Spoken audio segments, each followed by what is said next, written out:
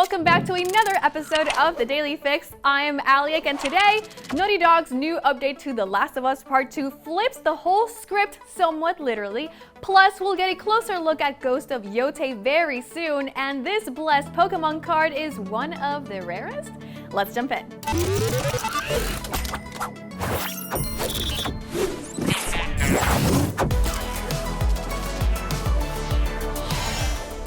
Naughty Dog surprise dropped a free new update for The Last of Us Part 2 that completely changes the way you experience the story. The update introduces chronological mode, which allows players to experience the game by putting its events in the order they take place, rather than sticking with the non-linear approach taken by the base game, which relies heavily on flashbacks. Naughty Dog says that through this new mode, players will gain even deeper insight into Part 2's narrative and experience the parallels between Ellie and Abby, and just how close they were to running into each other. Quote, "Just started a few minutes in and it's so real, the game opening with Abby flashback. Small part of my brain feels like a new game. It's super intriguing to think how the experience would be for new players."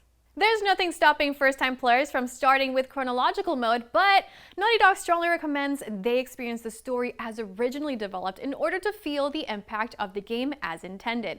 Plus, this really gives the veterans more of an excuse to revisit the game in a new way. Oh, and to earn a few new trophies and unlock a few free costumes along the way.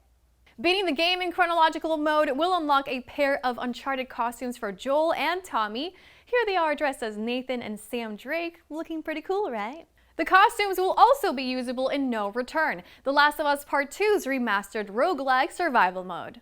Next up for Naughty Dog and Neil Druckmann will be the studio's upcoming sci-fi action-adventure Intergalactic: The Heretic Prophet, which stars actor Tati Gabriel, which incidentally plays WLF member Nora in The Last of Us Season 2. The studio is also working on another unannounced game, and before you think it's The Last of Us Part 3, Druckmann has already mentioned he's in more of a producer role, which means he's not heavily involved in this one. Who knows? Maybe it's a new Uncharted? It doesn't seem like we'll be seeing The Last of Us Part 3 anytime soon, but it's nice to know that Naughty Dog is still dropping new content for its fanbase. Are you loading up The Last of Us Part 2 for a replay? Let me know in the comments. I for sure will be right after I finished Wind Waker. Cancel your Thursday plans! Sony has announced a deep dive into Ghost of Yotei in the next State of Play.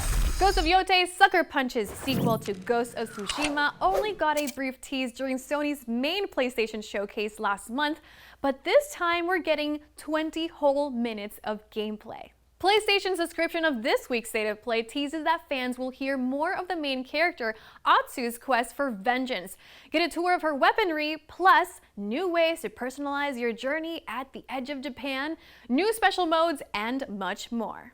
Sucker Punch announced the Ghost of Tsushima sequel last September with a new origin for Atsu, a young woman with a quest for vengeance that has led her to learn to fight, hunt, and now return home with a list of 6 names, the names of those who murdered her family. The game will take place in a new time period 300 years after the events of the first game in the region of Mount Yotei, a volcano located in the north of Japan of what is now present-day Hokkaido.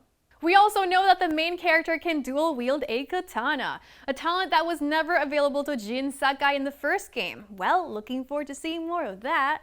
Ghost of Yotei hits PlayStation 5 on October 2nd, 2025, and there's a good chance we'll get a PC port later on. Keep an eye out for our coverage on Sony's State of Play this Thursday, so go mark your calendar. Shifting gears to Pokémon, a Reddit user by the name of Reptile Cake traveled all the way to Italy to introduce himself to the new Pope and have him sign his Pop Leo card. Get it? Pope Leo? Pop Leo? Well, the Pope definitely got it. According to Reptile Cake, the meet was pretty chill. He presented the Pope with 2 copies of Pop Leo, a holographic for the Holy Pontiff himself and one more for him to sign.